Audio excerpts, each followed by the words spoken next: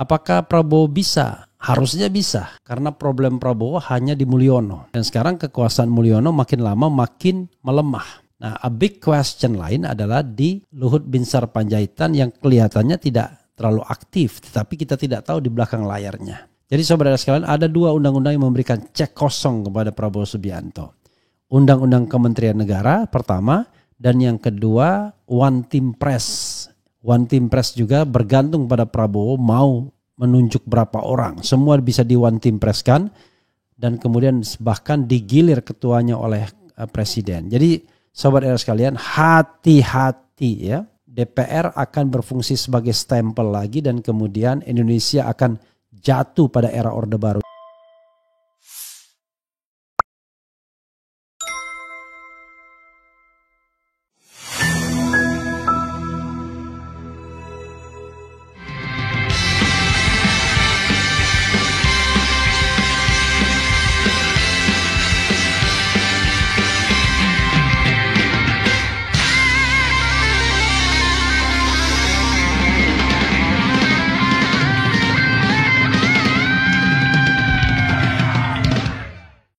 Assalamualaikum warahmatullahi wabarakatuh. Sobat RH sekalian, jumpa lagi kita di channel yang keren ini. Keren cadas. Ya Sobat RH sekalian, ini ada berita yang ngeri-ngeri sedap ya. Langsung beritanya heboh, yaitu tujuan akhir dari koalisi Kim Plus dengan PDIP adalah gantikan Gibran sebagai wapres. Itu yang dilihat oleh seorang pengamat ya. Coba kita bacakan sobat era sekalian ya. Warta Ekonomi Jakarta. Jadi isu ini bukan hal yang tidak mungkin ya, karena jalannya ada. Sekarang Gibran bahkan secara teoritis bisa saja tidak dilantik.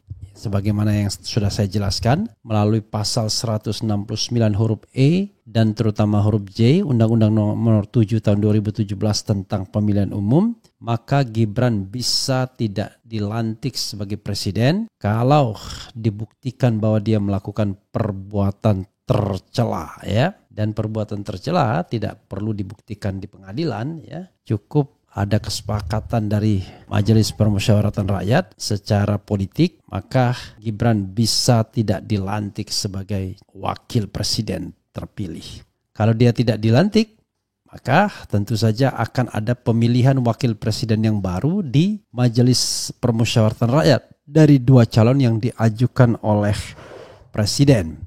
Dan bisa dari mana saja ingredientnya, termasuk dari partai yang sebelumnya tidak mendukung sekalipun. Begitu sobat era sekalian ya, aturan yang ada dan termaktub di dalam konstitusi atau UUD 1945.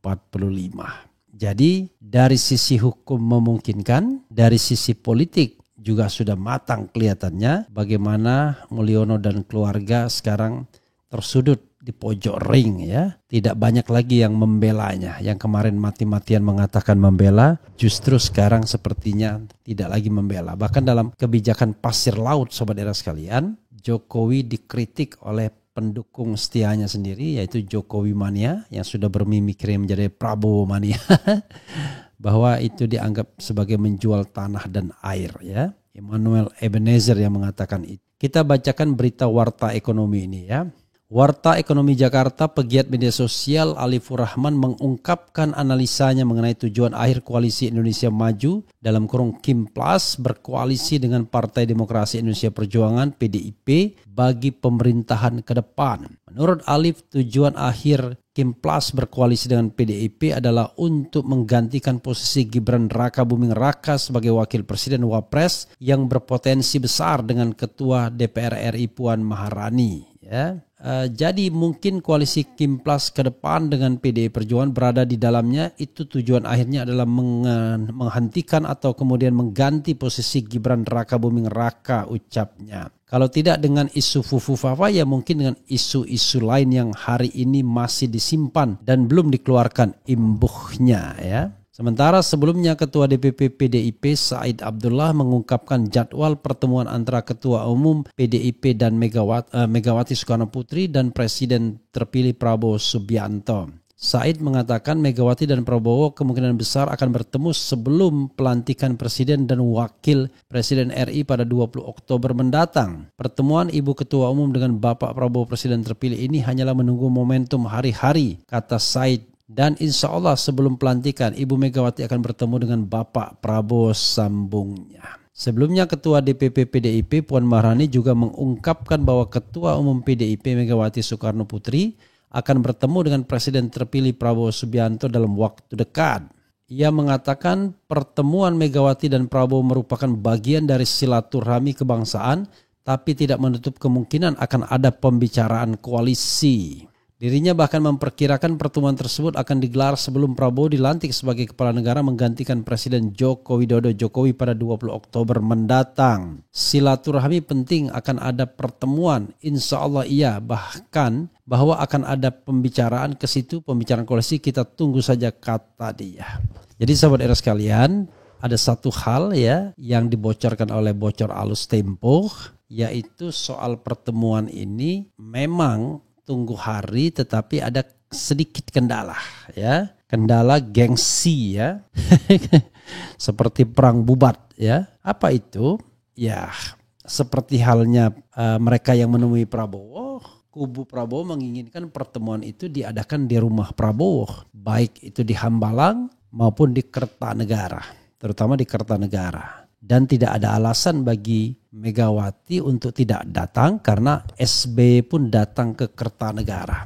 Semua tokoh politik datang ke Kertanegara. Kalau dikatakan Megawati adalah mantan presiden, SBY jauh lebih legitimate untuk mengatakan sebagai mantan presiden karena dipilih langsung oleh rakyat untuk pertama kalinya dan 10 tahun completed ya. As the first president yang menyelesaikan masa jabatannya secara completed. Sementara Megawati kita ketahui tidak dipilih langsung oleh rakyat, tapi menggantikan sisa masa jabatan Gus Dur yang di-impeach, yang dimakzulkan. Jadi agak berbeda ya, dan Megawati ketika mengikuti pemilihan langsung kalah dengan SBY di tahun 2009. Jadi sebenarnya kalau kita bicara legitimasi, SBY jauh lebih tinggi legitimasinya.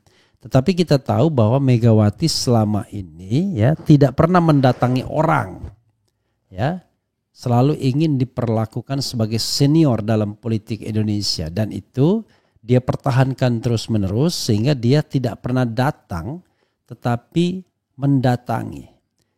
Mungkin satu-satunya yang dia mau datang itu ya di Ciganjur, di tempat Gus Dur ya. Tetapi pada waktu itu dia belum menjadi Presiden Republik Indonesia. Dan Gus Dur adalah tokoh yang senior, jadi mau dia ya. Tetapi kalau kita kaitkan dengan kejadian setelah itu, Megawati tidak pernah didatangi. Bahkan Jokowi sekalipun itu mendatangi Megawati, terutama saat Megawati berulang tahun pada tanggal 23 Januari kalau tidak salah. Jadi memang betul-betul Megawati mempertahankan flag ya, as the queen ya, sebagai ratu. Tetapi sekali lagi yang dihadapi adalah Prabowo Subianto yang juga senior, hanya berbilang 4 tahun saja usianya, dan Prabowo Subianto juga sama moncernya dengan Megawati ya.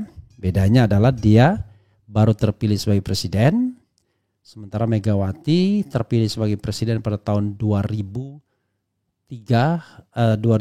setelah menggantikan Gus Dur yang di-impeach. Ini hanya soal kecil ya, tapi nanti kita lihat perang simbolik ini siapa yang akan memenangkannya. Apakah Prabowo Subianto, apakah Megawati Soekarno Putri. Tapi yang jelas yang butuh ya tentu Megawati Soekarno Putri, bukan Prabowo Subianto. Prabowo Subianto sudah didukung oleh semua kekuatan partai politik kecuali PDIP. Jadi kalau Megawati bandel misalnya, ya tidak akan ketemu. Karena menurut saya Prabowo Subianto tidak akan mau juga datang ke Teguh Umar ya, karena dia merasa who is the boss right now ya, I am the boss.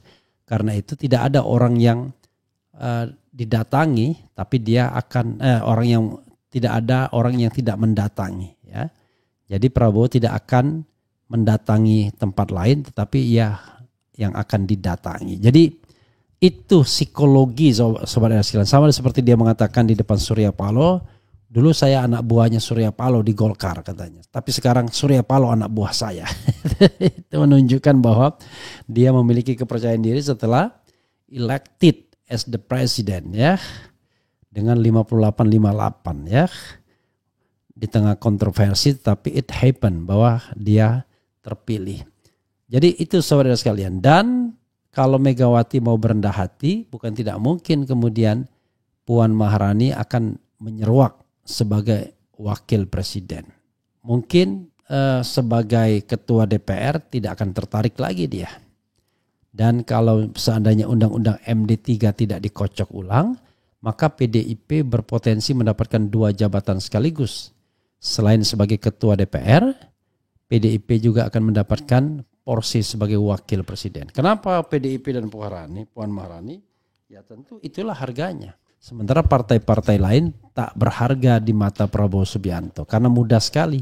Dengan 1-2 kursi atau kenikmatan kekuasaan. Kekuasaan itu indah kawan. Mereka sudah berani dan mau melipir ya, walaupun barangkali cuman konon kata bocor alus partai-partai yang melipir itu cuman dikasih 1 kursi karena bukan pendukung awal. Tetapi nanti kita lihat ya bagaimana hasilnya, siapa yang paling banyak mendapatkan kursi, atau Prabowo berani membuat kabinet zaken kabinet ahli dan tidak terlalu mempertimbangkan porsi partai politik. Apakah Prabowo bisa? Harusnya bisa, karena problem Prabowo hanya di Mulyono. Dan sekarang kekuasaan Mulyono makin lama makin melemah.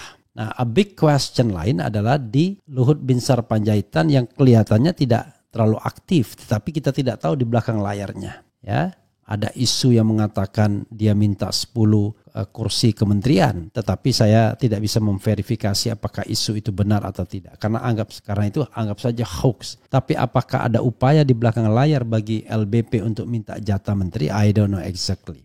It could be possible kalau dia memainkan peran sentral juga dalam pemenangan Prabowo Gibran, terutama barangkali providing ya something yang diperlukan di dalam pemenangan. Karena itu bisa jadi faktor 2 orang inilah yang akan berpengaruh pada Prabowo dalam menyusun kabinet. Faktor LBP dan faktor Jokowi. Bagaimana dengan faktor ketua-ketua umum partai lainnya? Ya melihat mereka kelihatannya bakal pasrah. Take it or leave it. Demokrat misalnya, walaupun SBY mengeluh porsinya sedikit, tetapi ya itulah harga bagi Demokrat yang sesungguhnya bukan pendukung genuine, tetapi pendukung yang melipir karena tidak mendapatkan posisi sentral sebagai calon wakil presiden AHY di koalisi perubahan. Jadi isunya menurut Tempo bocor alus yang akan banyak mendapatkan porsi itu adalah Partai Amanat Nasional dan kemudian juga Partai Golkar. Nah ini kemenangan Zulkifli Hasan ya, langkah pragmatisnya, langkah zigzagnya membuat dia kemudian mendapatkan porsi yang lebih banyak. Dan sontoloyonya belum apa-apa Prabowo sudah menciptakan masalah di dalam pemerintahannya dengan membuat konon sampai 44 jabatan setingkat menteri. Lebih 10 dari yang dibolehkan undang-undang, tetapi undang-undangnya sudah diubah dan memberikan kotak kosong, cek kosong. Jadi saudara sekalian ada 2 undang-undang yang memberikan cek kosong kepada Prabowo Subianto. Undang-undang Kementerian Negara pertama dan yang kedua One Team Press. One Team Press juga bergantung pada Prabowo mau menunjuk berapa orang. Semua bisa di One Team Press kan dan kemudian bahkan digilir ketuanya oleh presiden. Jadi Sobat Era sekalian, hati-hati ya. DPR akan berfungsi sebagai stempel lagi dan kemudian Indonesia akan jatuh pada era Orde Baru. Jangan lupa, Prabowo berpikir bahwa tahun 98 itu bukanlah berkah bagi demokratisasi, tetapi itu adalah musibah karena katanya Indonesia mau tinggal landas. Artinya, dia membela masa pemerintahan otoriter Soeharto sebagai masa yang indah dan kemudian dihancurkan oleh gerakan atau gelombang reformasi 98 yang dikatakannya ditunggangi asing. Nah ini perlu mendapatkan perenungan dan kehati-hatian kita, jangan sampai kemudian era Orde Baru terulang kembali. Nggak enak ya Demi Allah, tidak enak era Orde Baru itu. Ya, kita nggak bisa ngomong bebas, ngomong sedikit begini bisa dipermasalahkan dan lain sebagainya. Tidak ada yang namanya freedom of pers. Jadi freedom of press. Jadi freedom of opinion juga tidak ada ya. Jadi saudara sekalian, freedom of expression. Kalau ada yang mengatakan era Orde Baru itu enak, saya tidak tahu ya apa ukuran mereka. Tapi kalau ukurannya adalah kebebasan berpendapat, demokrasi, enggak enak ya. Walaupun pada waktu itu saya masih muda, tapi saya sudah merasakan bagaimana kemudian pemerintahan Orde Baru menebar ketakutan terhadap kebebasan berdemokrasi. Bagaimana TNI Polri pada waktu itu ABRI memainkan peran signifikan dalam politik sehingga kebebasan sipil itu sangat tidak ada. Jadi saudara sekalian, jangan coba-coba kita hidupkan lagi pemerintahan otoriter ala Orde Baru ya. Kalian partai-partai politik yang hidup dan tumbuh di era reformasi, jangan lupa sejarah. Ya, jangan karena enak duduk dalam kekuasaan tiba-tiba berkolaborasi dengan pemerintahan yang ada untuk menghidupkan kembali pola-pola Orde Baru. No way. Harusnya kita tentang dan kita tetap jaga garis demarkasi kita, baseline kita, untuk setidaknya ada demokrasi walaupun kesejahteraan mungkin belum tercapai. Sekali lagi, demokrasi harus kita jaga karena dengan demokrasi itulah kita bisa mengubah kebijakan, mengkritik kekuasaan. Kalau tidak, wah gawat kita ya. Begitu sobat era sekalian yang harus kita pahami ya. Sekali lagi, kalau PDIP masuk pemerintahan maka tidak akan ada yang namanya oposisi. Ya apa boleh buat. Jadi oposisinya ya kita lah ya. Warga negara rakyat Indonesia yang beroposisi terhadap pemerintahan. Oke. Ya saudara sekalian, itu saja yang ingin saya share ya dalam kesempatan ini.